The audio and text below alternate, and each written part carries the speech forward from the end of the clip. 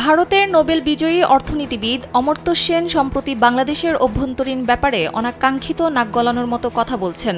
এমন মন্তব্য করে সোমবার সামাজিক যোগাযোগ মাধ্যম ফেসবুকে একটি পোস্ট শেয়ার করেছেন বাংলাদেশ জামায়াতে ইসলামীর আমির ডাক্তার শফিকুর রহমান। ফেসবুক পোস্টে প্রশ্ন রেখে তিনি বলেন, জানি না তার বিবেক কোথায়। বাংলাদেশকে সহনশীলতার সবক দেওয়ার কোনো প্রয়োজন নেই। তিনি যে দেশে এবং সমাজে বসবাস করেন সেই সমাজের আয়নায় নিজেকে দেখার চেষ্টা করুন। পোস্টে আরও লিখেন, বাংলাদেশের জনগণ টানা 15.5 বছর সেকুলারিজমের নামে চরম ভণ্ডামি দেখেছে। তিনি পতিত স্বৈরাচারের পক্ষে খোলামেলা ওকালতি করছেন, যা অগ্রহণযোগ্য ও নিন্দনীয়। জেনেক্সে শিফট করো, লাইফকে লিফট করো।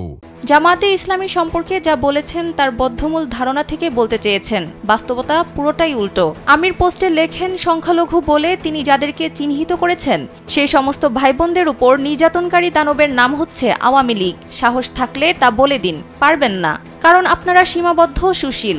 এ সময় তিনি বলেন, বাংলাদেশের আভ্যন্তরীণ ব্যাপারে সময় অসময়ে নাক গলানো দেশপ্রেমিক জনগণ একেবারেই পছন্দ করেন না।